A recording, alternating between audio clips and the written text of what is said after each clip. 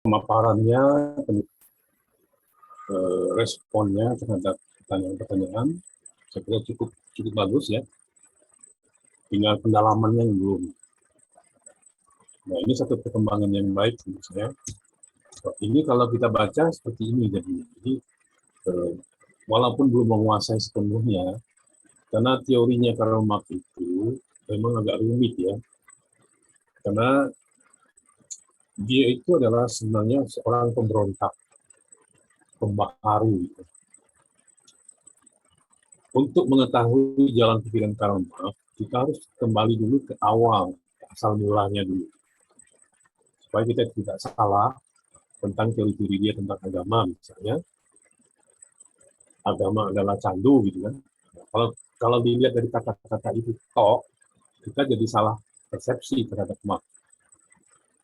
Banyak orang mengatakan bahwa Karl Marx itu adalah seorang tokoh, sosiolog, filosof, ahli sejarah, ahli ekonomi, yang anti Tuhan. Itu sebenarnya tidak terlalu tepat kalau kata itu kita tujukan pada Karl Marx. Karl Marx itu seorang pemikir yang tidak anti agama, dan juga bukan anti Tuhan. Oke, coba kita lihat dulu. Karl Marx itu lahir di Jerman pada tahun 1881. Dia tumbuh sebagai anak seorang Yahudi. Bapaknya seorang pengacara. Ketika dia masih anak-anak, remaja gitu, bapaknya pindah agama. Itu suatu hal latar belakang yang sangat kental dari nanti teori dia kemudian. Dia menganggap bahwa bapaknya kok begitu gampangnya pindah agama. Seperti orang pindah dari toko satu ke toko yang lain gitu. Nah, itu juga sangat membekas dalam diri dia. Kok agama kok begitu? Nah, padahal bapaknya pindah itu karena tekanan-tekanan sosial. Yang orang Yahudi tinggal di Jerman itu tahu sendiri bagaimana suka dukanya orang Yahudi tinggal di Jerman. Karena ada sentimen negatif terhadap orang-orang Yahudi yang berdomisili di Jerman, yang nantinya dia akan dibasmi oleh Hitler kan. Nah, oke, kita fokus pada Karl Marx. Itu satu masalah yang dihadapi dari kecil, bahwa agama itu gampang sekali pindahnya. Itu satu hal ya. Mulai dia masuk ke alam dewasa, kemudian dia mulai kuliah, dia bertemu dengan Friedrich Feuerbach, filosof yang beraliran materialisme. Friedrich Feuerbach itu terkenal sekali waktu itu dianggap guru oleh Karl Marx. Dan sebelumnya dia juga mengagumi seorang yang bernama George Wilhelm Friedrich Hegel. Hegel ini dua manusia ini yang sangat mempengaruhi namanya Karl Marx. Friedrich Hegel itu adalah seorang filosof yang beraliran idealisme. Dia mengatakan pendapatnya, teorinya adalah Tuhan menjelma dalam kesadaran manusia, maka manusia akan mengetahui ada roh besar yang mendampingi hidupnya di belakang hidupnya itu. Jadi, apa-apapun yang ada di dunia ini adalah semacam cermin hakikat yang sesungguhnya. Itu kira-kira kalau saya sederhanakan pendapat Hegel. Jadi manusia itu hanya, kalau kita katakan itu kayak Jabariyah itu, bahwa manusia itu hanya menjalankan tugasnya, tapi ada spirit yang sangat besar yang memback hidupnya di belakang yang tidak terlihat. Nah, itu namanya aliran filsafat idealisme. Kemudian dia ketemu lagi dengan filosof yang beraliran lawannya, yaitu Friedrich Feuerbach tadi. Feuerbach ini mengatakan bahwa yang selain dari yang materi itu tidak ada. Yang ada hanya materi yang kita lihat, benda. Materi itu bisa diraba, bisa dilihat, bisa dicium, bisa dirasakan, itu namanya materi. Masyarakat misalnya, itu materi. Terus rumah, pabrik, apa yang kita bisa lihat secara empiris itu materi. Di luar itu nggak ada kata berubah. Itu ilusi manusia. Kenapa? Karena manusia ketidakberdayaannya dalam sesuatu hal yang dia tidak sanggup, kemudian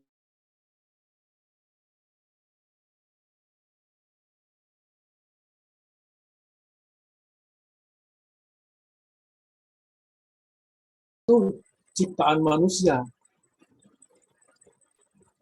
yang sesungguhnya itu tidak ada. Gitu. Nah, kalau bertemu dua kutub ini, pertama dia sangat tergila-gila pada filsafat Hegel, tapi kemudian ketika dia mulai menemukan Feuerbach dan sering berdialog, dia mulai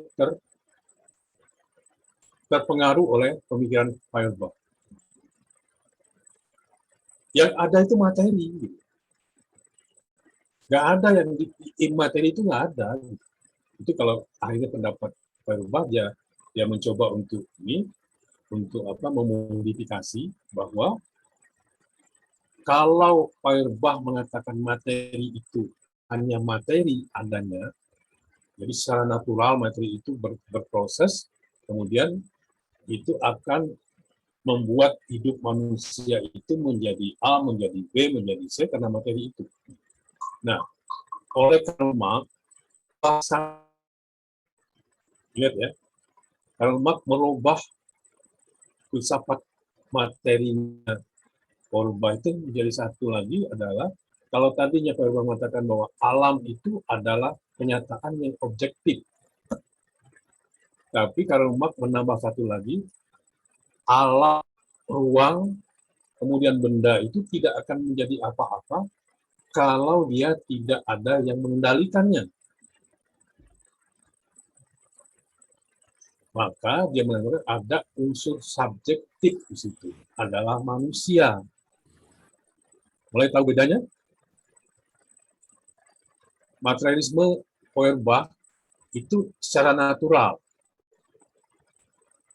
Tapi kalau Marx mengatakan itu objektivitas itu tidak akan menjadi apa-apa kalau tidak ada yang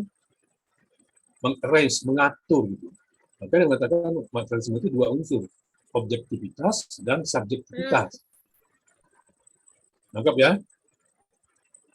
Ini saya jelaskan pelan-pelan. Jadi, alam ini atau materi ini akan menjadi apa bentuknya, itu sangat tergantung pada subjektivitasnya. Subjektivitas. Subjeknya siapa? Manusia. Kenapa begitu?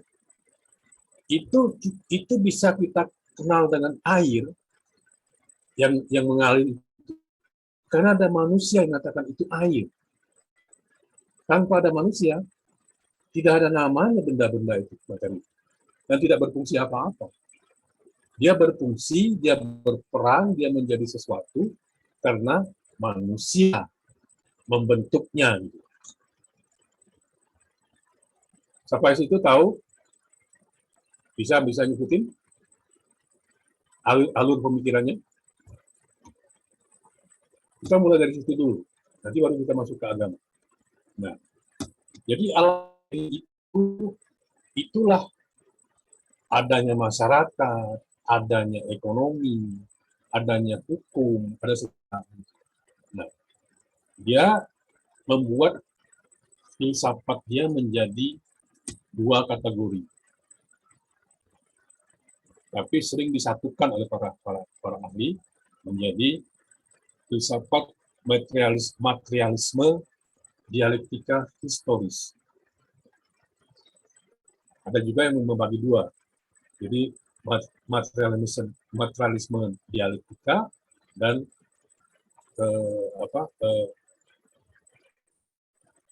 historis, dialektika historis. Tapi sering juga disatukan. Materialisme, dialektika historis. Apa ini?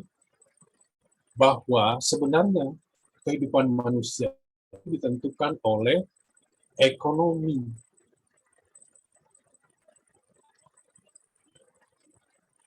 Ekonomi kenapa? Karena manusia itu dalam hakikat dirinya, dia bisa dikatakan manusia karena dia bekerja. Manusia bekerja, maka dia ada. Nah, itu jargon dia gitu. Jadi, kalau manusia tidak bekerja, manusia itu tidak ada namanya. Maka terjadilah perkembangan ekonomi. Nah, ekonomi itu yang akhirnya melahirkan kelas. Bukan agama yang melahirkan kelas, tapi ekonomi. Ada orang kaya, ada orang yang punya modal, ada yang tidak punya modal, gitu. Karena ekonomi, kan. Nah, ekonomi itu kemudian yang membuat kemudian terjadi superstruktur dalam masyarakat. Maka timbul hukum, timbul negara, timbul ekonomi, timbul budaya, timbul segala macam yang ada di muka bumi ini. Itu semua basicnya adalah ekonomi. Nah, struktur dasar itulah yang akan menentukan seseorang posisi politik dan hukum. Jadi sumber semuanya adalah ekonomi, karena manusia bekerja, kan? Sampai sini bisa diikuti? Jadi misalnya, dia orang kaya, karena ekonomi, dia menjadi orang kaya, dia akan menjadi terhormat dalam masyarakat. Dia menjadi kelas tersendiri di masyarakat. Nah, apapun yang orang kaya ini katakan, itu akan dituruti oleh orang yang ekonominya kelas bawah. Nah, inilah yang terjadi di sistem kapitalisme. Padahal, kata Karl Marx, manusia itu posisinya sama. Tidak ada perbedaan antara manusia. Manusia ya manusia. Nah, yang membedakannya itu dalam fungsinya. Manusia jadi berbeda karena fungsinya dalam kelas sosial. Karena ini orang kaya, punya alat produksi, punya kapital, punya modal, maka dia menempati kelas berjuis. Nah, yang lain lagi, dia nggak punya modal, ekonomi lemah, terus walaupun dia pintar, dia menempati kelas borjuis, proletar. Nah, dua kelas inilah yang dia lihat dalam dunia kapitalis ketika itu. Ini yang membuat dia berontak. Kok hanya dua kelas ini manusia hidup? Tidak pernah berubah-ubah. Kalau dia proletar, dia itu kaum buruh yang mendapatkan upah, dia hanya melakukan itu sampai anak cucunya, dan tidak bisa berubah. Kenapa tidak berubah? Dia meneliti bahwa dunia kapitalis itu ada perselingkuhan antara petinggi agama, petinggi pemerintahan, dan petinggi yang mempunyai modal. Pengusaha, petinggi pemerintah, dan petinggi agama gereja itu berselingkuh untuk membuat orang-orang yang punya modal besar itu tetap hidup nyaman tanpa diganggu. Tokoh agama membuat mereka menjadi tidak berdaya apa-apa. Jadi perselingkuhan tiga inilah yang membentuk dunia kapitalisme. Sehingga kalau ada yang memberontak, petinggi agama turun. Jangan begitu, Tuhan nggak suka. Bekerjalah dengan baik, nanti kamu akan masuk surga. Nah, hiburan-hiburan ini, makanya dia mengatakan manusia proletar itu, kaum buruh itu, hidup nyaman dengan hal seperti itu. Jadi dia menjalankan hidupnya itu seperti itu. Jadi agama mengatakan bahwa kita tidak boleh macam-macam. Kita hidup dengan patuh dan taat apa yang terjadi di dunia ini. Semoga kita meninggal wafat nanti masuk surga. Di surga itu semua disiapkan. Sehingga tidak ada lagi dalam pikiran kaum buruh itu untuk memberontak, untuk merubah nasibnya. Mereka semuanya menerima itu. Itu yang maksudnya Karl Marx itu agama berubah menjadi candu bagi masyarakat.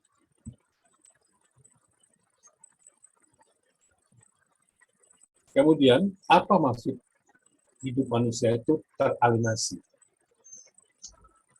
Nah, dalam sistem kapitalisme, pada hakikatnya manusia itu kan berbuat sesuatu itu untuk menjadi hak milik dia. Kan? Misalnya, Farah Nurfadilah membuat sesuatu, itu patennya atas nama Farah Fadilah. Dan dia akan puas dengan hasil karyanya itu namanya hakikat diri manusia. Kan? Tetapi dalam dunia kapitalisme, orang bekerja di pabrik. Sehebat apapun yang dia buat di pabrik itu, bukan atas nama dia.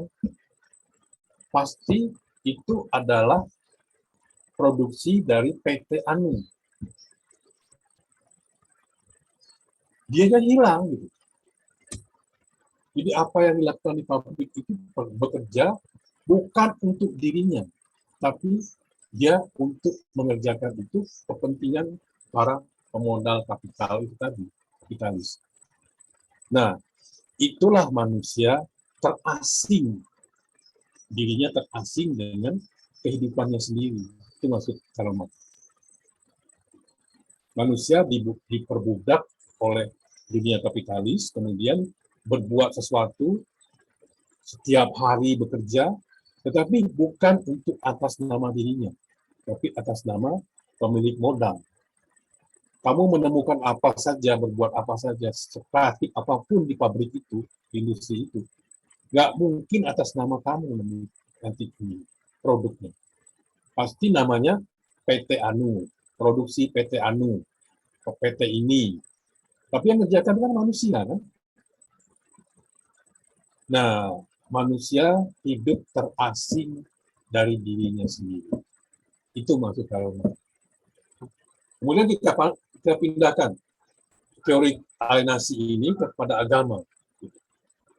Nah, agama menurut Karl Marx yang terpengaruh dengan filsafat materialismenya Feuerbach tadi mengatakan bahwa manusia itu hidup semuanya untuk melakukan pekerjaannya di dunia untuk hidup, memperjuangkan hidupnya.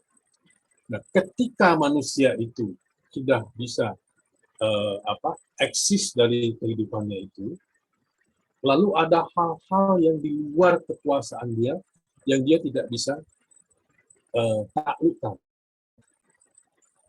Maka kemudian manusia itu membuat semacam fantasi bahwa ada sesuatu yang maha dahsyat di luar diri saya. Itulah Tuhan. Jadi intinya adalah di Feuerbach dan Karl Marx itu, Tuhan itu ciptaan manusia. Tetapi di filsafatnya Hegel, manusia itu adalah wujud Tuhan yang masuk dalam kesadaran manusia. Jadi persis seperti misalnya konsep trinitasnya Kristen atau Nasrani. Tuhan mewujudkan diri dalam bentuk Yesus. Gitu. Saya tanya dulu, sampai situ bisa ditangkap?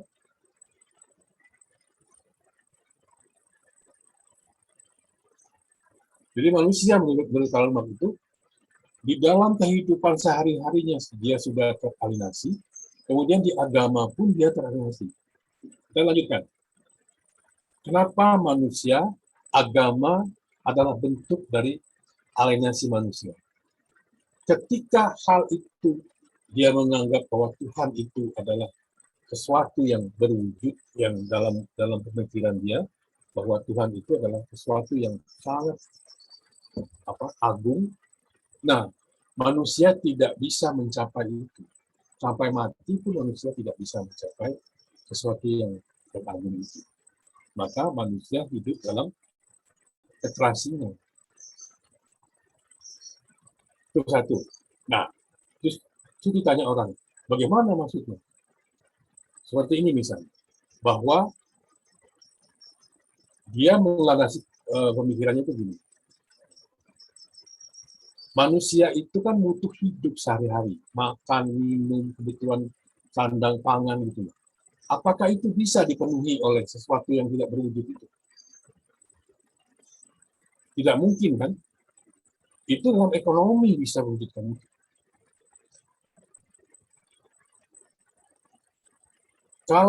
Kalau dia tidak bekerja dengan baik, lalu dia hidup dengan agama itu tidak bisa merubah nasib dia di dunia ini, yang nantinya setelah mati baru kita bisa menikmati surga itu. Ini bullshit semua menurut dia. Lalu kenapa yang punya modal itu hidup bersenang-senang diri dia? Kok kita nggak boleh? Kita nggak bisa. Nah, itu mulai dia berontak dari situ. Ini dunia nggak adil. Kapitalis ini membuat dunia tidak adil. Dan cuma akomodasi dua kelas aja. Kelas orang kaya dan kelas orang miskin. Ini nggak benar konsepnya. Lalu dia punya utopia. Utopia itu semacam harapan, mimpi yang akan diwujudkan oleh dia. Utopia itu biasanya mimpi yang tidak akan dicapai. Kalau dreaming itu mimpi yang bisa dicapai. Gitu ya. Nah, dia punya utopia begini. Kalau begitu manusia tidak usah pakai kelas gitu. Sama aja, ada sesuatu milik bersama.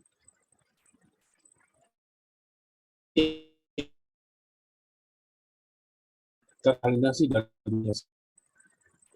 Oleh karena buat di bukunya Manifesti Komunis bahwa hidup itu tidak usah pakai kelas-kelas. Jadi kalau misalnya ada sesuatu itu milik bersama semua. Nah, ini yang diadopsi oleh Lenin, Stalin dengan revolusi Bolshevik di Rusia itu. Ide Karl Marx ini dibikin menjadi partai komunis. Kalau Karl Marx hidup, dia sekali teori dia digunakan untuk revolusi Bolsheviknya Rusia, sehingga Rusia menjadi negara komunis. Komunis itu berbeda dengan Marxisme. Itu kalau mau tahu. Jadi Marxis dengan komunis itu berbeda. Marxis dengan sosialis itu berbeda lagi. Gitu. Jadi makanya dia dikatakan Marxis. Jadi pemikiran Karl Marx menjadi Marxis, bukan komunis, bukan sosialis. Nah, kalau dikatakan sosialis, iya, tapi tidak sosialis murni. Karena sosialisme itu sosialisme ilmiah. Ada hitung-hitungannya. Ada teorinya gitu. Beda ya. Jadi kalau dikatakan bahwa komunisme itu adalah pemikirannya Karl Marx, kalau berdasarkan pemikiran Karl Marx, iya. Tapi komunis itu bukan Karl Marx. Itu dimodifikasi pemikirannya Karl Marx, dijadikan alat untuk melakukan perubahan-perubahan besar di kerajaan Tsar waktu itu di Soviet, di Rusia. Itu kerajaan besar yang susah sekali ditaklukkan. Itu yang kita kenal dengan revolusi Bolshevik itu. Nah, itu pemikiran Stalin dan Lenin yang memodifikasi pemikiran Karl Marx menjadi sebuah partai komunis. Kalau sama rata sama rasa, iya benar. Itu memang ide Karl Marx. Tapi untuk memberontak, membunuh orang-orang beragama, itu bukan itu tujuan Karl Marx. Kan PKI itu, komunis itu kalau dalam revolusinya pasti musuhnya adalah orang-orang beragama, baik Nasrani, Islam, Yahudi, itu ya. Nah, sampai di situ bahwa pemikiran Karl Marx itu akhirnya menjadi kiblat dari beberapa sosiolog, ekonom yang kemudian ahli sejarah juga gitu. Karena dialektika Karl Marx itu gini, kalau kita sederhanakan begini. Dialektika materialisme itu gini. Ada kejadian dalam masyarakat itu misalnya mempercayai sesuatu bentuknya A. Katakanlah misalnya seperti di sekarang ini kita lihat bahwa dulu nilai-nilai lama Islam adalah bagaimana kita hidup rukun, berdampingan, walaupun berbeda. Tapi kemudian masuk gelombang baru bahwa agama itu diporak-porandakan menjadi kelompok-kelompok kecil. Nah, itu namanya ada tesis, ada antitesis, kemudian memunculkan sintesa. Itu namanya teori dialektika. Itu sebenarnya yang punya itu Hegel. Teori dialektika itu yang punya itu Hegel sebenarnya. Itu diadopsi oleh Karl Marx menjadi materialisme dialektika historis.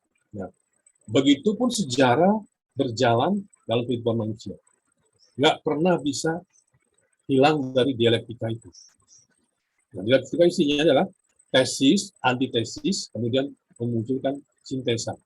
Misalnya gini, contoh yang paling kita lihat di Indonesia itu zaman klasik misalnya. Dulu sebelum para wali songo masuk ke Indonesia, agama di Indonesia itu kalau nggak Hindu, Buddha atau animisme. Itu tesis. Kemudian muncul wali songo membawa Islam, itu namanya antitesis. Terus bertemu, berdialog, Islam dengan Buddha ke Hindu, waktunya proses, kemudian muncul sintesa, tesis baru lagi, bahwa akhirnya di Nusantara itu jadi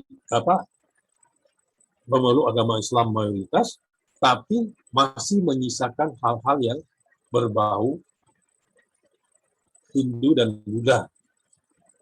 Itu namanya sintesa. Jadi sejarah itu berulang terus begitu.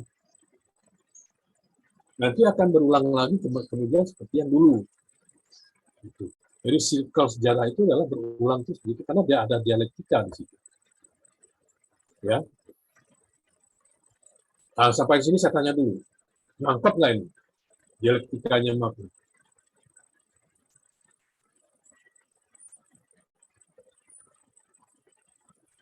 Karena rinciannya banyak sekali sebenarnya. Jadi nggak ada waktu kita jelaskan di sini. Saya mencoba untuk membuat ringkasannya seperti itu dengan bahasa yang sederhana mungkin. Kalau saya pakai istilah-istilahnya, tapi nggak ngerti semua entah. Jadi dialektika sejarah itu adalah satu perjalanan satu dekade, kemudian menemukan perjalanan baru. Misalnya gini, dulu nggak ada handphone. Orang tuh telepon rumah atau pakai pager, kan? Kemudian masuk era handphone. Telepon rumah hilang, dikuasai oleh smartphone semua. Ya, nah nanti dari tesis pertama dengan tesis kedua ini akan melahirkan dunia baru lagi, dengan abad baru lagi. Kita belum tahu nanti apakah daripada smartphone ini, dunia medsos begitu maju, dunia digital begitu, platform begitu sintesis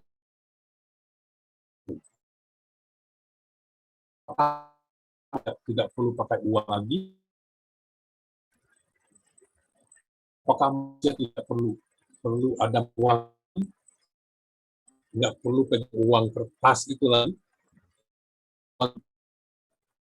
yang sekarang kita kenal dengan mulai marak Bitcoin, token, NFT,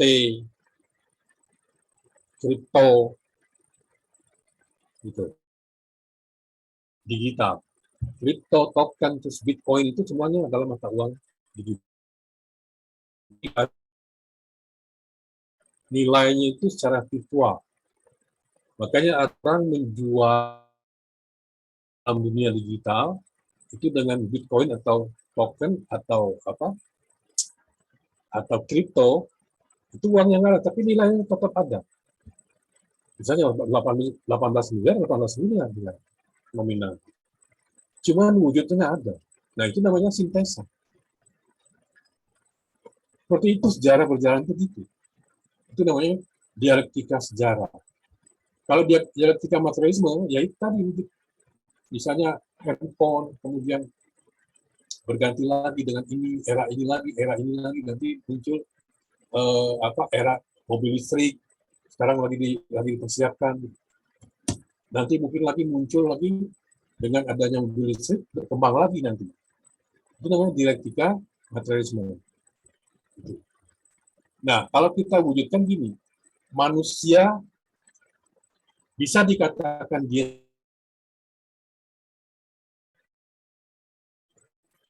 dengan bekerja itu, dengan ekonomi itu melahirkan kelas. Nah, itu dialektika materialisme itu. Kelas itulah yang membuat manusia fungsinya jadi berbeda-beda. Fadilah, para Fadilah nangkap nggak nih? Dialektika materialisme dan dialektika historis ya. Gitu. Jadi dunia itu berjalan dengan dialektika itu tadi.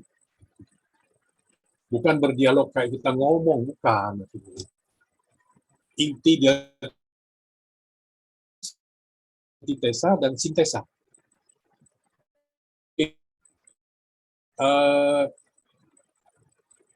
Andi Sipa itu punya pemikiran baru untuk merubah pemikiran lama yang berkembang di IKI misalnya.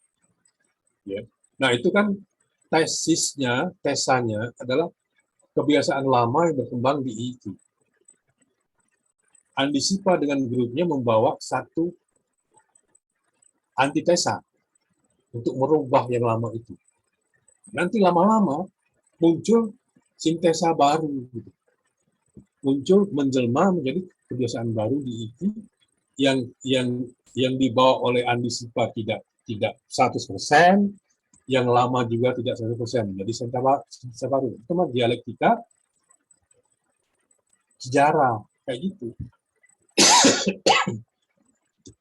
Itu inti dari itu.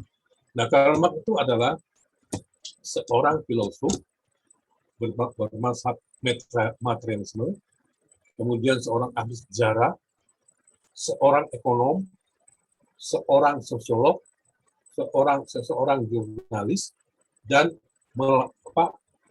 pembentuk teori-teori politik.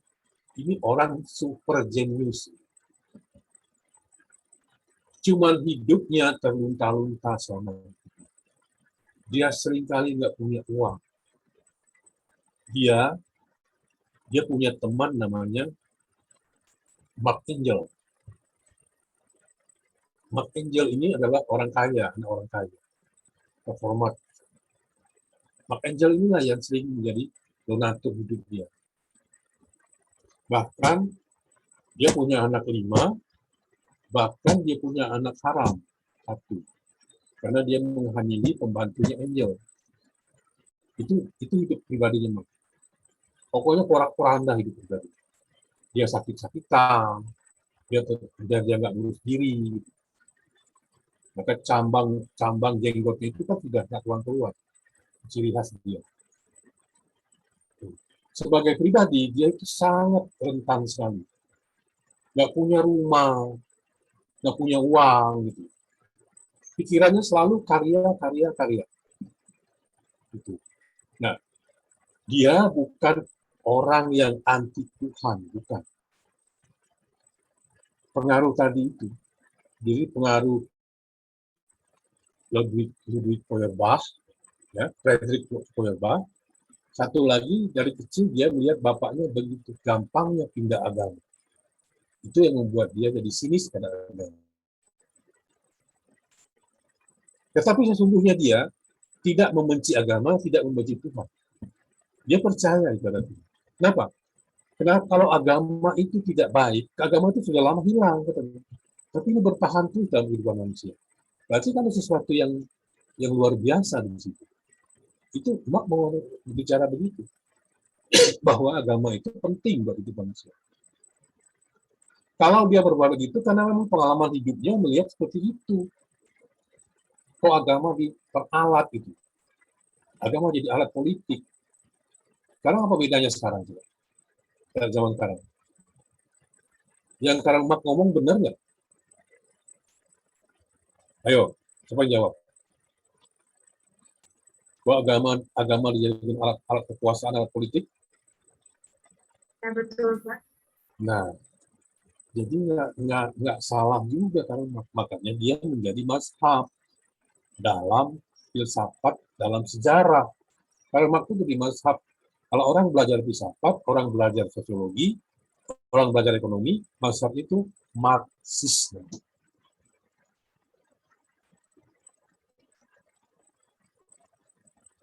Oke, karena waktu udah habis, saya belum selesai menjelaskan, sudah 9:10. Ya, selebihnya tolong dibaca tentang Karl Marx, supaya kalian tidak salah paham. Tidak perlu